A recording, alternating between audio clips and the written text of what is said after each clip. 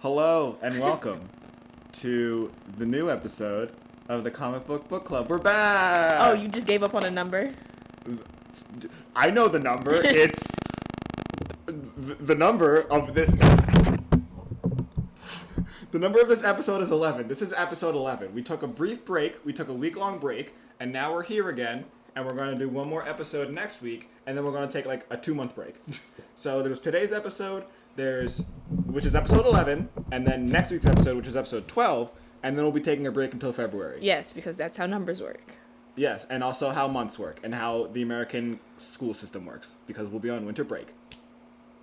Okay, today we'll be talking about Grant Morrison's All-Star Superman, which is, I think it's up, I don't know if it's like my favorite Superman story, but it's definitely up there, like top 5. This is probably the most in-depth I've gone in reading it. Like, I've read it like a billion times, but this is like the most in-depth I've gone with it, and I did notice some bumps in the road, but I think overall it makes for a good story. Do you have any pre-thoughts before we go into the issue breakdown? None that I can say on air. Cool. Well, I'll give you time to censor those thoughts into a way that's applicable for our situation, and we'll jump into the breakdown. So issue 1 starts off with a very brief sort of origin recap for Superman. I love the short sentences. I love them. Yeah, especially because between movies and TV shows and whatever, I don't think anyone on the planet doesn't know Superman's origin story. They were like, we're going to do this quick. Listen, we only got 12 issues to pack a story in here, so we're going to get through it.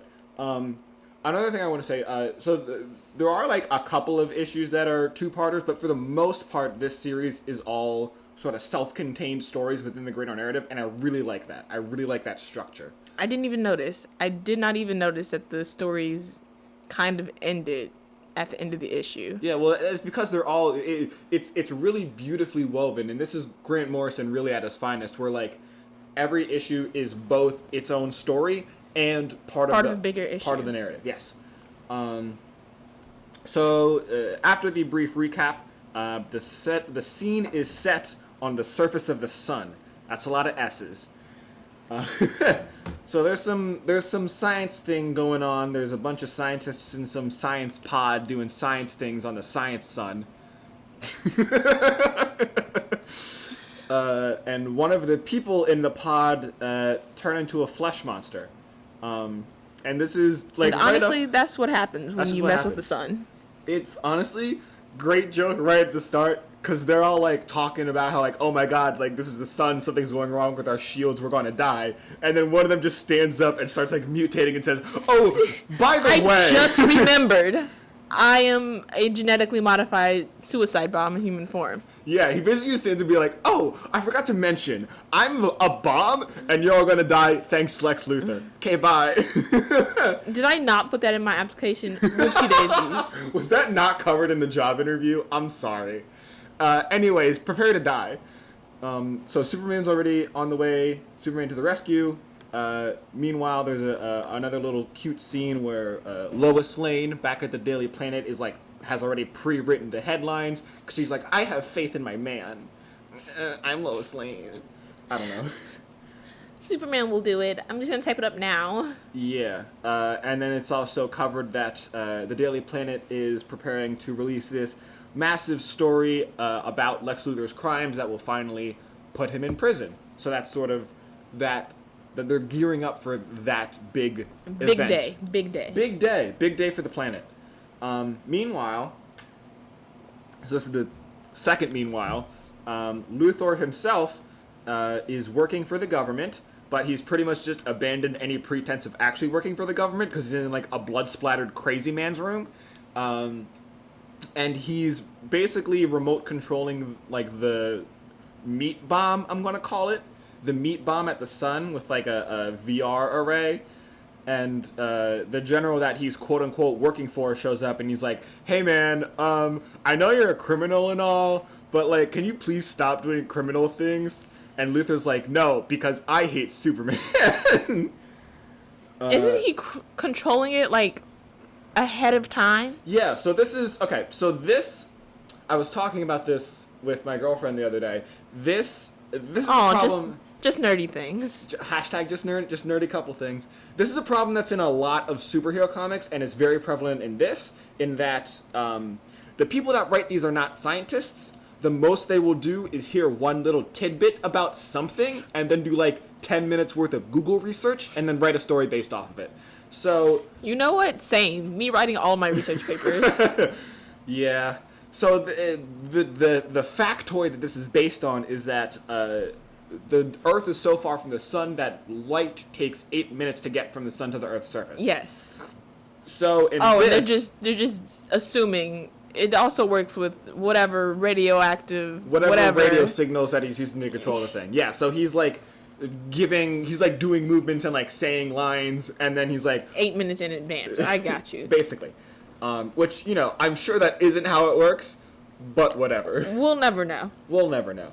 So Lex Luthor is pissy because Superman's aging because Lex is aging and Superman is not. And then Superman, my notes say Superman saves the sun people. They're not actually people from the sun, they're just the people on the sun. People on the sun. And in doing so, he gets supercharged. Yeah, so this isn't okay, so Superman's powers come from the fact that his cells act as like solar charged batteries, specifically attuned to yellow sun radiation.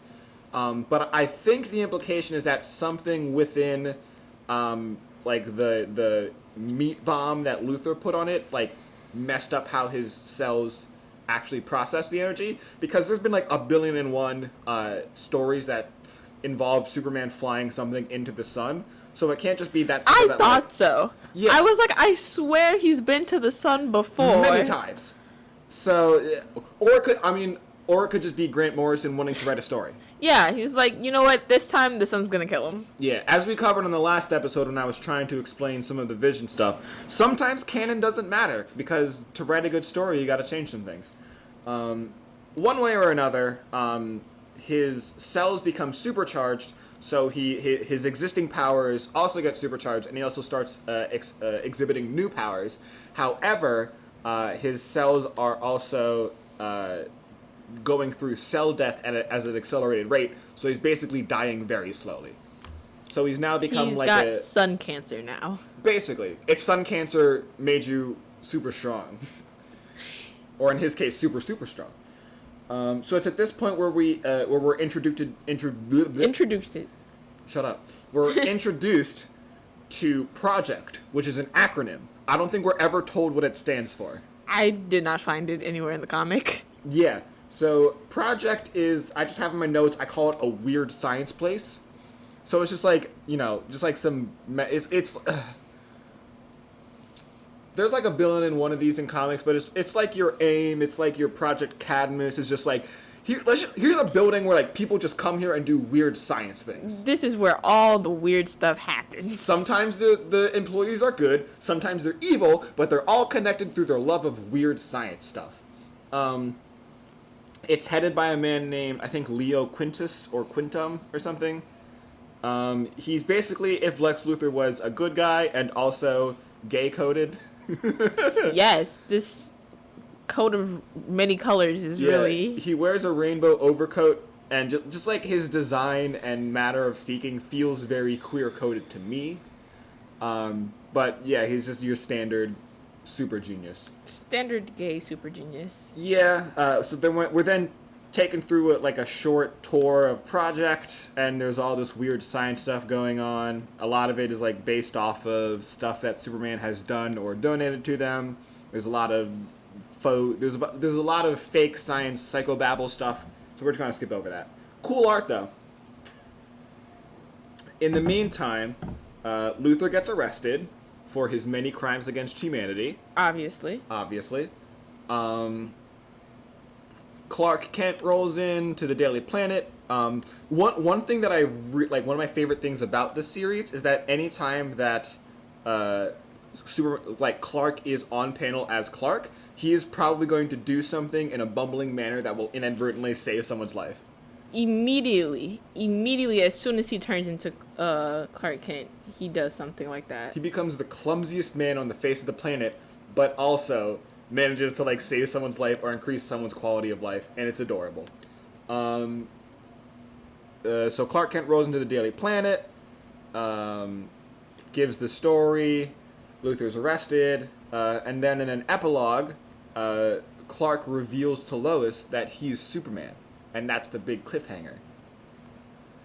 And basically, it's this whole like comedy of errors where like Clark keeps trying to tell Lois, but like Lois just keeps blabbering on because Lois is super awfully written in this series. And Clark basically says, "Lois, shut up. Lois, listen to me. Listen. Look at me. Look at me. Listen to me. I'm Look at me." Superman." Shut your mouth. Look at me. Look at my eyes. I'm Superman. And that's issue 1. I like this opening. I think it's fun. As I previously mentioned, this all happens in like an alternate timeline or like an alternate universe or something. So don't worry, kids. Superman isn't the Superman that we know and love isn't actually dying. He's fine. But this Superman is dying. He's screwed. He's not fine. Issue 2, Clark. I'm gonna switch between Clark, Superman, and Kal-El like a billion times. So just assume that I'm talking about him as Superman. If he's as Clark Kent, then I will specify. So Superman takes Lois to the Fortress of Solitude. Lois is like, even though I'm an investigative reporter and I should like be able to know these things, I don't believe that you're Clark Kent. Even though I saw you take off the glasses, put them on, become Clark Kent, become Superman, my brain just doesn't connect. Even though you were with me all day as Clark Kent before revealing you were Superman, I still think you were just pretending to be him because Grant Morrison doesn't know how to write my character. I think it's cute that he flies her car to the Fortress of Solitude. Yeah. I think it's because like the car has heating or something, and the fortress is in the Antarctic or the Arctic. I don't remember. She's like, it's cold. I'm taking my car. I don't care how you get it there. It's coming with me. This Subaru is 5-star safety rated, so I don't trust you flying me because we've established that I don't trust you, Superman. Because you're pretending to be Clark. Out of all the people in the world, you want to pretend to be Clark Kent. Listeners, I'm rubbing my face in frustration right now because I hate how Grant Morrison writes Lois Lane. Anyways. My 2 boyfriends look exactly alike, but I won't believe that they are the same person. Oh my god. I don't think there's ever been, or there might have been, but like I would love a Superman story where Lois like is like double dating, like she's cheating on Superman with Clark Kent or vice versa, and he just kind of has to deal with the fact like, oh, this woman isn't very good. That's how it is in the movie, I think. She's like with Clark Kent, but also kissing on the moon with Superman. You gotta honestly, and you have to specify which movie. The All-Star Superman movie. Well. That was just a creative choice they made. Yeah.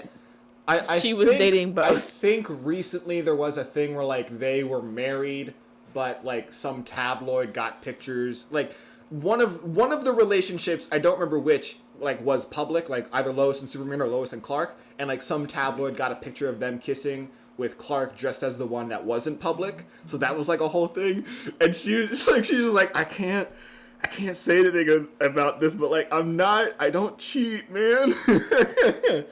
But anyways, in the actual comic that we're supposed to be talking about, the fortress, so Superman's super fortress is staffed by super robots, and the super door is locked with a super key. As it is. The classic interpretation is that the key to the Fortress of Solitude is like this giant metal thing. Huge, yeah. And he picks up, and it's tiny. Yeah, and this is like a tiny, super dense key. Yeah, so he sort of gives Lois a tour. The fortress acts as both a home base and as sort of a museum. So it's got like some stuff he's collected. It's got like monuments to his parents. The tour includes a kryptonite laser, a baby sun eater, and to clarify, that is a baby from a race of aliens that eats suns. So a baby sun eater. Just like the name implies. Just like the name. I'm just trying to be clear. Because, like, to me, I read Baby Sun Eater, I'm like, oh, yeah, Sun Eaters, I know those things. But, like, to other people, they might... and the tour also includes a time telescope, which at the current moment can only receive messages from the future. Lois also gets a glance into, like, a weird room that's filled with, like, smoke and, like, has diagrams of her body. And Superman's like, don't look in there. It's not what you think. He could have just said, listen, I'm going to spoil this. He could have just said, oh, that's my birthday present to you. Don't worry about it. Like, I don't want to ruin the surprise. But no. Instead, he's all cryptic and he's like, that room is off limits. Don't go in that room. So then they have dinner on the Titanic. Yes, the actual Titanic. Which I think is very nice. Yeah. That Superman was like, this is cute. mine now. It's cute. I mean, like, I don't care. It's like, I don't care that they had dinner on the Titanic and how romantic it is. I like that Superman went to the bottom of the ocean and was like, yes, this is mine now. No museum gets it. I'm going to put it in my super base. Who else on the planet has the ability to get the Titanic? Okay, but isn't he for the people? Like, doesn't he want to return it to, like, some museum so other people can, like, see it? But no. Screw history. Screw museums. Like, this is mine. This is mine. I'm going to put it in my man cave. So they have dinner. Lois grows increasingly suspicious and paranoid and still, like, doesn't believe that Superman is actually Clark Kent. I have no good words to call this lady. Yeah, nothing that we can say on air. There's a funny little joke where, like, Lois runs into the time telescope room and, like, a Superman from the future is like, please, I have a question. You must answer this question for me. It's of dire importance. Who was J-Lo? And, like, is it dated? Yes. Is it still funny? Yes. Hilarious. Still, absolutely hilarious. I mean, like, you could put any celebrity in there, and it, like, the joke would still work. Like, if this was printed today, I'm sure this would be like, who was Billie Eilish? But, like, the joke still works. It's still a great joke. It still works for J-Lo. It still works for J-Lo. J-Lo is relevant enough that it still works for J-Lo. I mean, it could be said that it's even funnier now that she's irrelevant. Anyways, in her paranoia, Lois grabs the kryptonite laser. She is running through the halls without her shoes. Head off, without shoes, still wet from her shower, screaming her head off. She's like, I gotta kill Superman. I don't know what the plan was, but she's like, I gotta kill Here we go. Oh my god. I'm gonna do what no man before me has ever attempted. I'm gonna grab this thing that's just on display that he probably doesn't have safeguards against this super deadly weapon in his house. I'm just gonna grab by the way, there's no, like, safety on the kryptonite laser. She just grabs it and shoots him with it. She is so lucky that, like, lucky a SOB. side effect of his dying condition is that he's now immune to green kryptonite. Like, could you imagine? She really would have just killed Superman. She would have just killed Superman. How would and she have gotten home? And still would have been so confused where Clark Kent went. Well, I mean, there's one way to confirm the identity. You kill Superman, and then Clark Kent just goes missing. I bet she wouldn't even connect 2 and 2. Not even 1 and 1. We're wasting so much time on this, but now I'm curious, like, how would she have gotten home? Shoot. Well, the robots are there. I guess, but what they, like, you've killed Superman, now we kill you. I don't know. Anyways, Superman's now immune to green kryptonite radiation. Lucky us. It turns out that the paranoia was an unintended side effect of whatever gas he was using in the birthday room, that I'm going to call it, to make Lois's birthday present. That being, so it turns out that Superman has, like... This is gonna sound ridiculous, but he's used his telescope vision to sequence his own genome and use that to synthesize a serum that will give a human Kryptonian powers for 24 hours. And that is his birthday present to Lois Lane. Amazing birthday present. Yeah, so he's like, absolutely, hey, now that you just tried to kill me, I'm going to give you my power level. I'm just going to assume that the paranoia gas has worn off at this point. I'm going to rank this up to 11. Super skimpy outfit. Yes.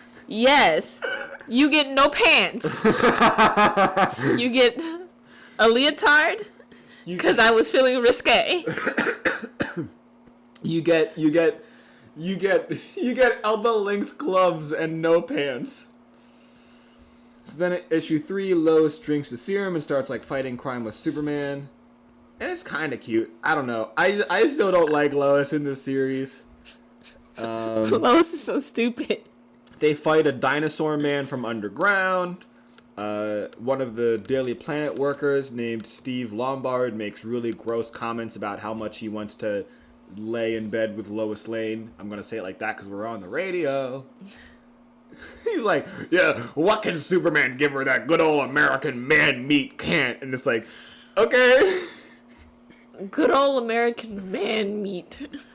Anyways, so then Superman and Super Lois run into Samson. Yes. That Samson. That's what I have in my notes. And Atlas. Yes. That Atlas. And they're like being real macho men and being really weird and flirty towards Lois Lane. They're both like pretentious, self-righteous bullies. They try to like basically steal Lois from Superman by performing quote-unquote feats of heroism. And Lois, in her lowest point in this series, reciprocates the flirting because she's still salty about Superman pretending to be Clark. I should also note that even if he was, it's not that deep. It's not enough that you should be flirting with other men in front of him. I also should note that Atlas and Samson get around in a time-traveling car. Yep. So this is a biblical hero and a Greek hero riding around in a time car.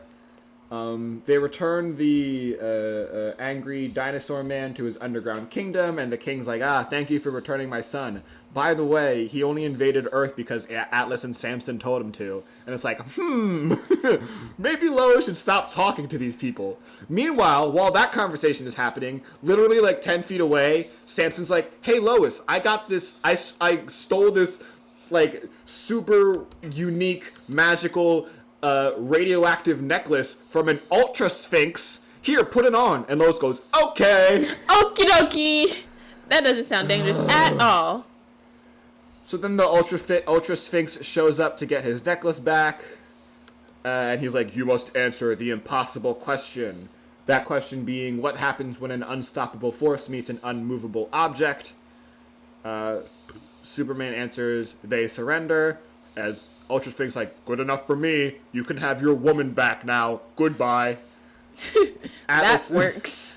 Atlas and Samson continue to be jerks. Like, if Superman wasn't there, the Ultra Sphinx would have wiped the floor with them. They acknowledge that, and then after Superman saves their lives, they're immediately like, coward, I'm gonna take your woman. Like, immediately. And then Superman arm wrestles them at the same time, breaks both of their arms. It's very funny. He's like whistling while like the earth is cracking around them from the sheer power of their arm wrestling. It's fun. It's funny. It's funny and fun. Somehow both of Atlas's arms got broken. The sheer power of just one arm wrestle broke both arms. Yep. And then Superman and Lois go on the moon and they kiss, and it's very cute. And then they're sitting on a skyscraper as Lois's powers wear off, and she like falls asleep in his arms, and he tucks her in the bed. That's so cute, but I would have fallen directly off the building if I had fallen asleep. Yeah. Well, knowing our luck, if either one of us were in this scenario, we'd be like mid-flight with the powers wear off. Not only would we fall to our deaths, we'd also fall asleep in midair and then fall to our deaths. You know how like wow, I'm dying, but I sure am tired. Man, superheroing really takes it out of you. We're almost halfway through the episode when we're only on issue 3. These aren't even like complex issues. We're just talking so much. There's just a lot to say about Lois Lane. Yeah. You know how like otters can fall asleep and still float on the water, and like some seagulls can fall asleep in the air? Do you think like superheroes can do that? Like they could just... I totally believe Superman can do that. Like, well, I gotta fly to Asia, but I'm kind of low level, so I can't go very fast. I'll just nap in the air. I 100% believe... I don't think he can move. I feel like he can just hover. And sleep? Like sleeping when you're in a chair or something? Yeah. Yeah, probably. Anyways, issue 4 introduces Jimmy Olsen. He does these features for the Daily Planet where he like takes on like a role in society for a day. Oh, we really are halfway through this. Not even. This is 12 issues and this is issue 4. No, I mean halfway through this episode. Yeah. We might have to make this a two-parter for the first time. We'll see how far we can get. I've said before that I had opinions, strong opinions on this. So this is honestly, fine. We might just get as far. We'll probably get to like issue 8 maybe in this episode, and then just finish the rest of the issues next week, and then also cover Kendra's thoughts. And like if we have time, we'll do some headlines or whatever. But yeah, this will probably be our first ever CBBC two-parter. I know I'm calling it early, but knowing us, that's life. So now we're obligated to have an episode next week, regardless of finals. Anyways, Jimmy, in this issue, in today's 4-a-day feature, he is taking Leo Quintus's role as head of project, while Quintus goes into like some light realm to do finger puppets or something. I don't know. It's weird science. Something. They were doing some stuff, and I was like, okay. My notes say more weird science stuff happens, which is like summarizes like 3 pages worth of content. Yeah. Superman has to come to the rescue because they were exploring like sort of a super dense underverse. So like humans stay doing things humans aren't supposed to be doing. It should be noted that I think most, if not all, of the employees of Project are artificial constructs, like they're bioengineered, super smart humans. Because I think like they all have like green or blue skin except for Leo. So I think Quintus might have just been like, I'm going to start a science lab, and I'm going to grow all my scientists. Screw homemade scientists. Well, they are homemade. Screw old-fashioned homemade scientists. GMO scientists. Excuse me. At this point, I want to say, someone does ask what Project stands for, and they just straight up ignore it. Yep. They start talking about a haiku or something like that. Yep, because Grant Morrison likes being cute. Anyways, they're exploring. They basically have a crane going to this like underverse, which is like a super dense layer of reality underneath our reality, and it sort of starts collapsing in on itself. So Superman has to fly in and save them, and he manages to also recover whatever it was that they were trying to pull out of the underverse, which happens to be a new form of kryptonite. As I mentioned in our last episode, kryptonite is chunks of krypton that have been changed or irradiated in some way. So there's like different isotopes of kryptonite that have different color spectrums. So this is black kryptonite. If you want a fun time, go to the DC Fandom wiki page for all the different forms of kryptonite. Like pink kryptonite, which makes Superman gay. Cute. It's not. It's super gross. So black kryptonite makes Superman evil but stupid. He goes on a rampage. He lost all his brain cells. Yeah. All of them gone. So Jimmy injects himself with Project's secret weapon, which turns him into Doomsday. Doomsday being he's like the villain that killed Superman. That's basically all you need to know. He's a genetic experiment from Krypton that's found its way to Earth and killed Superman.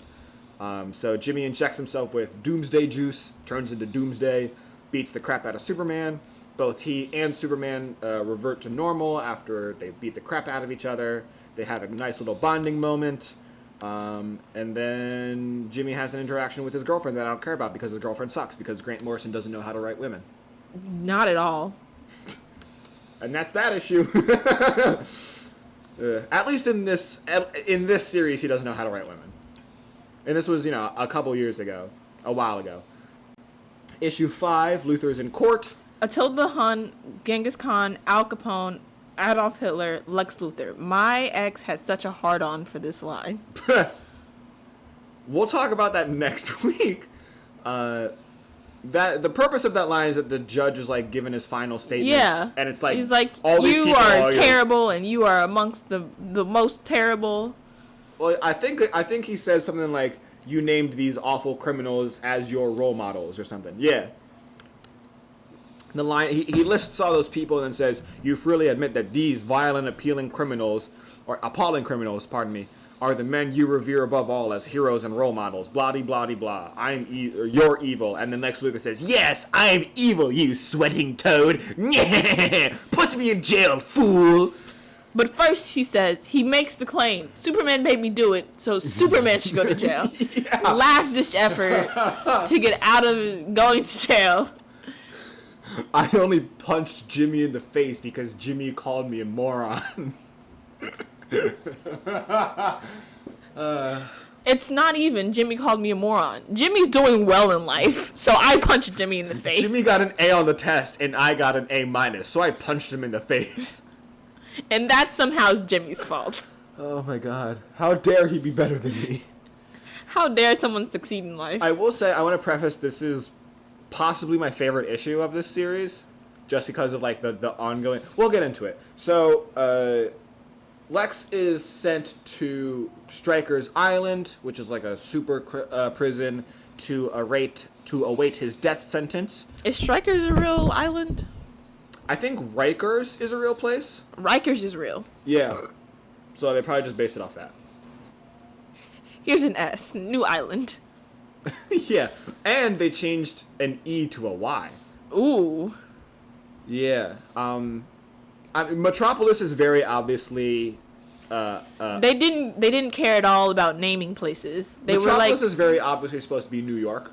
Yeah, but they didn't care. They were like, it's a opolis, it's a metro, it's a metropolis. I mean, Metropolis is just like a description of a type of city. Yep. So they were like, yeah, that works. I mean, we're talking about the same company that made a fictional city in the center of the U.S. and named it Central City, and then made a fictional city on the west coast of the U.S. and named it Coast City. They also called it Smallville. Yeah, Superman came from Smallville to Metropolis. Batman operates out of Gotham City, which is a Gothic-based city. I mean, DC doesn't care about naming things at all. Yeah.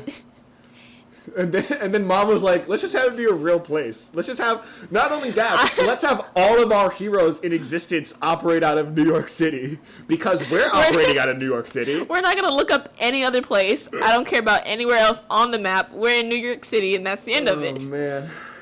Fun times. Anyways. Luthor is sent to Stryker's. Clark is assigned to interview him prior his execution. So they gave this man a lab, and I don't understand. I think that's like a shop thing, but like, yeah, he's got way advanced. He's like building death robots, and they're like, yeah, that's fine. Yeah. They've got 2 guards, and the guards look totally relaxed, while this man is building like the next Doomsday project. Yeah. So. My notes say Lex gives a speech about how cool and epic he is and how much Superman sucks as he sort of walks through the prison. The whole time, Clark sort of bumbles his way into saving Luthor's life from, like, tools shorting out and, like, stuff falling. It's very cute. I like it a lot. Like, Lex is basically spitting in his face, and the whole time, Clark is both being super humble and respectful, and like saving his life from random stuff that happens. He is spitting in both the face of Clark Kent and Superman. Yeah. At the same time in this issue, and Clark still goes out of his way to bumblingly save him. Yeah. And that makes him a better man than all of us, because I would have let him die. Yeah. So while they're going through the jail, at the same time, Parasite is being moved through the jail. Parasite has the power to basically just absorb energy and grow strong from it. And since Superman has been supercharged, Parasite no longer needs to touch him. He can just like absorb the ambient energy. So Parasite turns into like a massive flesh monster and ensues a riot. And of course Lex thinks it's his fault. Lex is like, yes, I strong. This is all my fault. I caused this because I am cool and epic and smarter than you. He can probably feel my smartness. He can feel my IQ. This is a very cute scene because Clark bumbles his way into basically saving everyone in the prison, and it's just fun. Okay, I just think this is a really fun scene. At some point, some people get zoomed out of the prison, and they're like, "Who was that?" And it was like, "Superman saved us." Knowing Superman wasn't there, no one saw Superman. It's just at this point, if you get saved, Superman did it. It's Metropolis, so it's a pretty safe assumption. I'm gonna start blaming things on Superman. They continue to escape through the prison. Luthor continues to brag. Parasite eventually gains so much mass that like he crumbles the prison around him. And Luthor's like, "Yes, it's clearly because I am epic." Yes. And he's like stomping on his face. He's like, "I am the greatest." There's a very fun visual gag in here where, like, because of their running and escaping, Luthor's, like, sweating a bunch, so he, like, wipes his face, and one of his eyebrows comes off with it because Luthor is fully bald. Like, he doesn't even have eyelashes. So then, like, Luthor reveals that he's built an escape route, and his niece, who I believe is a new character for All-Star Superman, shows up, and she's basically like, "Lex, you're missing an eyebrow." So then he draws it back on. It's a very fun visual gag. So then Clark tries to appeal to Luthor's humanity one last time, like, "You're gonna die, dude. Just, like, do good for once in your life." And Luthor's like, No, loser. I killed Superman." So then... Is this the one where he's like, "You're gonna die like a dog on the street," or something like that? "You'll die like a mad dog in the yard." This is Clark talking to Lex. Yep. And Lex is like, "Cool. But listen, Dope. I killed Superman, so I'm ready to die. He said, "Say less." So then Clark escapes through Luthor's secret hole, and Lex decides to stay in the prison. He said, "I'm gonna die. I made a secret passageway to get out, but I'm not gonna use it. I'm gonna take it. I'm gonna just vibe here in prison. See ya." Because obviously I'm the smartest one here. They gave me a lab, so I'm good. Okay, bye. That's issue 5. Issue 6 has a very nice cover. I love issue 6's cover. It's very pretty. I should also say, because this isn't very clear, issue 6 is a flashback. Yes. They don't really explain this until like the very end, but I'll say it now just for ease of reading. Issue 6 is a flashback. Gotta rehydrate. Okay. Issue 6. Years before the event of All-Star Superman, Clark is visiting his parents in Smallville. Because that's the name. Because that is the name of the small village. Ay. Crypto the Superdog shows up, and this... okay, bear with me here. Crypto is the House of L family dog from Krypton. Somehow he also got launched off of the planet and was put in, like, suspended animation, and then showed up on Earth. Who put the dog in suspended animation? Who did that? He may have been, like, bundled in with Supergirl, because Supergirl's story is that she was, like, a teenager on Krypton when Kal-El, a.k.a. Clark, was a baby, and then both of their rockets got shot off at the same time, but while... they were both supposed to, like, arrive on Earth at the same time, but while Kal-El's rocket went straight to Earth, Supergirl's, like, got caught in some weird space thing, and she got put in, like, suspended animation. And then eventually ended up on Earth, but, like, now Kal-El was Superman, and she was still, like, a teenager. Sure. So I think Krypto may have been in Supergirl's capsule. Okay. I don't know. Krypto's, like, my favorite, like, probably my second favorite Super Family member. Because my favorite is Connor Kent Superboy, the first Superboy.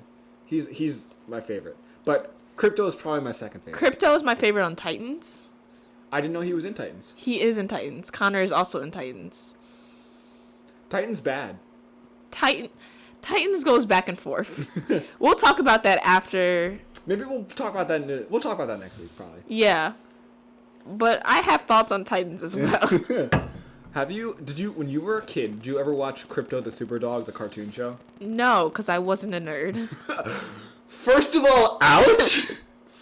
The TV show was like I don't remember why, but Krypto ended up he ended up living with like just some random kid instead of Superman.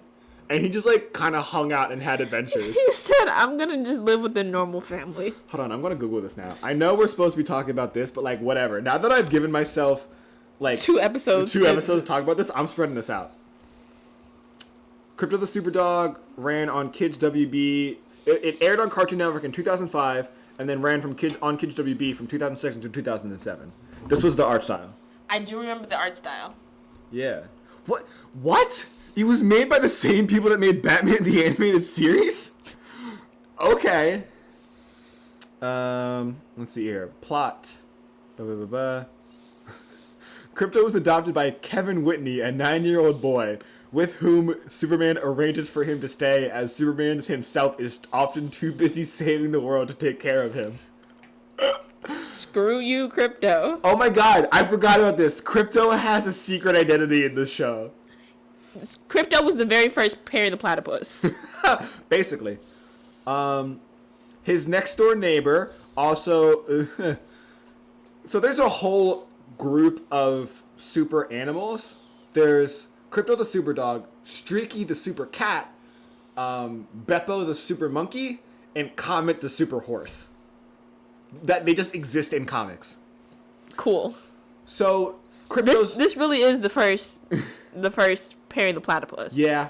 So Kevin's neighbor, Andrea, was tasked with taking care of Streaky the Super Cat, who was Supergirl's pet cat. So Krypto's sidekick is Streaky in this TV show. Ace the Bat Hound also shows up in the show. Batman has a dog? Yeah, he has 2 dogs. If one is Bat Hound, what's the other? They're both Bat Hounds. They're In recent comics, Bat Hound 1 and 2. Well, they're not called Bat Hound. They're just called Ace and Titus. I believed fully with my whole heart that Bruce Wayne would call his dogs Bat Hound 1 and 2. Well, because he's a terrible father. We're fully talking about the super pets now. Initially in like the golden age, like, you know, Ace Bat Hound was like a thing, like, oh, like I've got a pet dog and it like does bat things with me. And then when as time passed and comics were like, maybe we should take ourselves seriously, Ace like still was around, but he was just like Bruce's pet dog. He's now a dog. And then, well, he was always a dog. Yes, but now he doesn't wear like a tiny Batman hat. And then I wanna finish my thoughts on Krypto the Superdog, the TV show. So his allies were Streaky the Super Cat, Ace the Bat Hound, Stretch-O-Mutt, who I think was Plastic Man's dog or something. Makes sense. And then he fought against Lex Luthor's pet iguana, the Joker's pet hyenas, Penguin's trained birds, and Catwoman's cat. There's also like basically Guardians of the Galaxy, but like animals, and they're called the Dog Star Patrol. And they just show up sometimes. Anyways, so yeah. Wait, while we're on total hiatus from what we're normally supposed to be talking about, I started watching Young Justice. Yeah. Why is Speedy the Green Arrow?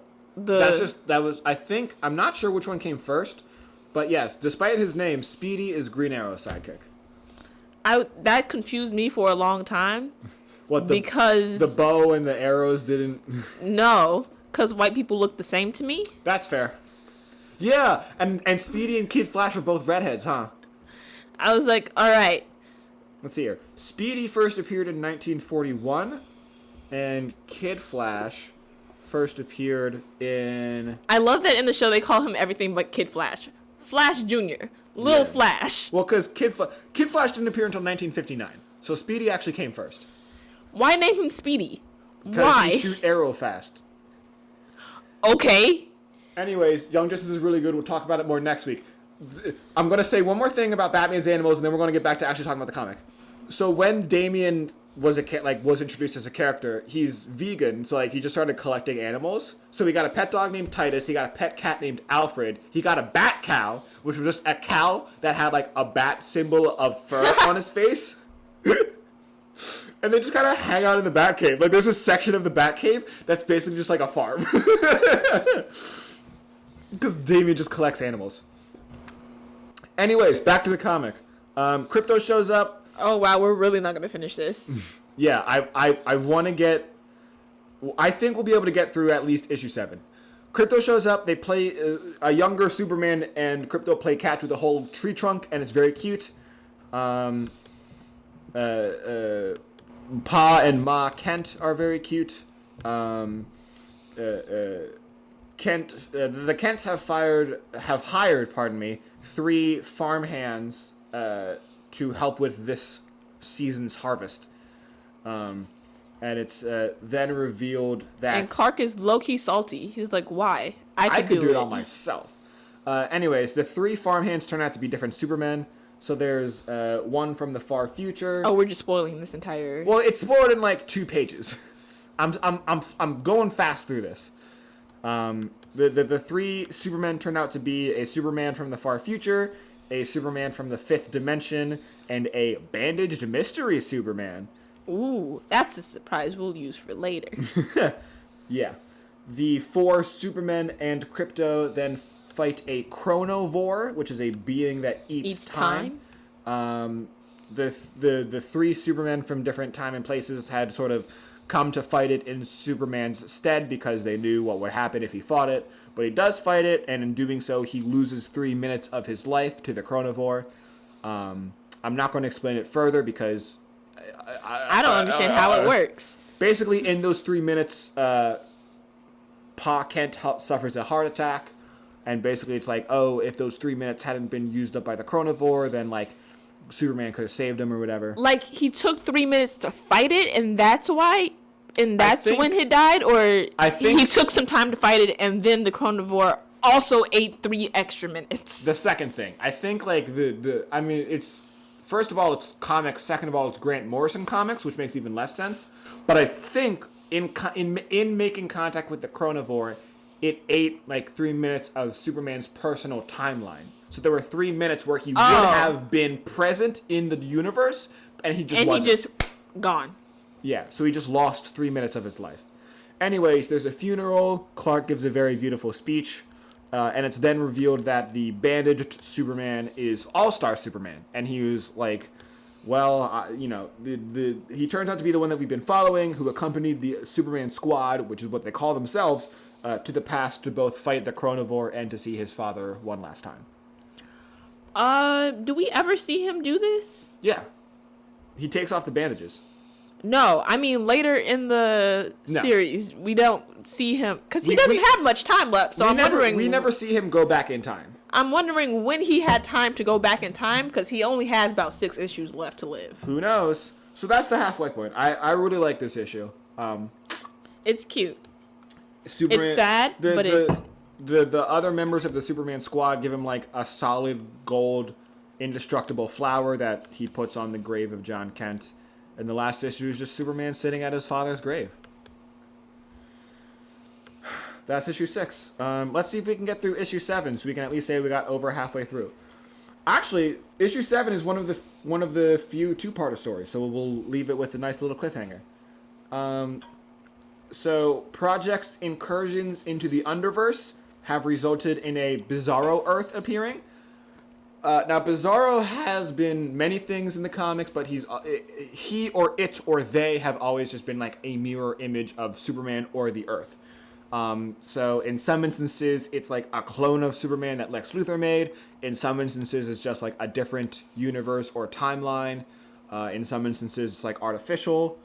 I will just spoil it because like this is just a throwaway line of techno-babble, and later in this issue, this specific Bizarro is an organism from the Underverse that sort of seeks to infect and consume, and in doing so, it takes on a similar form to that which it's trying to consume. So in this case, it's a Bizarro Earth, which is a cube that is populated by Bizarro people.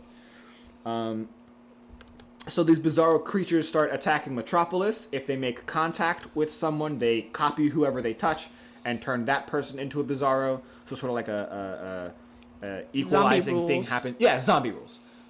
If they touch you, if it's like a blank bizarro that touches you, the blank bizarro turns into a bizarro you, and you turn into a bizarro you. So on and so forth. Bizarro Superman, who I'm just going to call Bizarro Prime, shows up. Punch, fight, run, zombie rules, which is what my notes read. Project reveals that the planet and the Bizarros, like I said, they're all one organism, and that they're weakened by yellow sunlight. So Superman basically... Lucky us that we come from yellow sunlight. Yeah. So Superman basically pushes the planet out of the dark side of the Earth and into yellow sunlight. And it retreats... as it retreats into the underverse, there's like a gravity tunneling effect, which turns the sunlight red as it enters Bizarro planet's atmosphere. And that's not good for Superman. Yeah, so red sunlight renders Superman powerless. I almost said Power Man superless. And you know what? You would have been just... They honestly could have been so close to calling him Power Man. There's a Power Man in Marvel. We talked about him in the Vision episode, remember? Okay. That means no. Anyways, so Superman is now sort of... his powers are running out. He's stranded on this Bizarro planet as it tunnels into the underverse. So, like, the gravity is growing more and more effective. And he meets... This is gonna take a lot of brain power to get through, but he meets a Bizarro of the Bizarros. So a reversal of the reversal. Yes, a flawed mirror copy of a flawed mirror copy. His name is Zibaro. Isn't that a pizza place? Nope, that's Zabar. That's Zabaros. But you're close. I was about to make that joke. Zibaro is a self-described, sensitive, self-aware poet-scientist. And he's just kind of there. He's like, oh, woe is me. All these Bizarro things are, like, stupid, and I'm smart, and that sucks. And that's the cliffhanger for both issue 7 and this episode. Yes. That Superman is stuck on Bizarro Earth as it tunnels into the Underverse. With red sunlight. With red sunlight. Do you have any... I know that you're probably going to have a huge tirade and a lot of thoughts to go on next week when we actually finish this. But do you have anything you want to say that we sort of had to skip over? No. Every time you ask me, do I have anything to say, I just think bad things about Lois Lane. Yeah! Grant Morrison doesn't know how to write women. Lois Lane is definitely the worst of it, but, like, there's a background character in issue 7 who's just, like, an employee at the Daily Planet's, like, Christmas party, and she's not Robert neither. She's, like, obnoxious and, like, telling a story that no one cares about, and then she gets murked by the Bizarros, so, like, it doesn't really matter. Oh, yeah. So, yes. Next episode, we'll cover issues 8 through 12 of All-Star Superman. Kendra will finally reveal her tirade about why she doesn't like it. We'll probably cover some headlines, and we'll reveal what we'll be reading over Christmas break, because next week will be our last episode. We will be back in February. Yes. Yes. That's so sad. Bittersweet ending. Yeah. So if you're listening to this and you still haven't read All-Star Superman, now you've got one more week. So do it. Or else I'll find you. And you won't like that. Please do it. Please. You'll get more out of the show if you actually read what we're discussing, because we really do go light on... We go light on the details of the story so that we can give more of our opinions. So, from the bottom of our hearts, we humbly ask that you read the comics. Also, because they're just good stories. We wouldn't pick it for this show if they weren't good stories. Do you have anything you want to promote? I would say my show, but I don't know if I'm going to have a show this week. Oh, no, my roommate and I get really drunk and explain hand kinks. Okay, what's the name of that show, and when is it, and where is it? Let me explain. 6 p.m. on Fridays on WMUC Digital. Yeah, which is what you're listening to right now. Yeah. we've got like 5 minutes left, but I can't think of anything else to say. Titans bad, Teen Titans good. The TV shows. Please watch Titans. I need to rant with you about Titans. I will give you my HBO Max account just so you can watch Titans. Okay. Until next week, I've been your host, Matt Lasik. I'm your co-host, Kendra Forte. Did we say that? I don't think we said that at the top of the show. No, we didn't. Oops. Well, now you know. If you want to write into the show, if you have thoughts, comments, questions, recommendations, suggestions, literally anything, you can tweet us at CBBCPod. That's at CBBCPOD. Or you can email us at CBBCPod at gmail.com. My brain shut down halfway through that. You can email us at cbbcpod@gmail.com. If you listen to this, if you joined this live halfway through, we also put up episodes on YouTube, Spotify, other streaming services. Links to that you can find on Twitter. Until next week, Excelsior.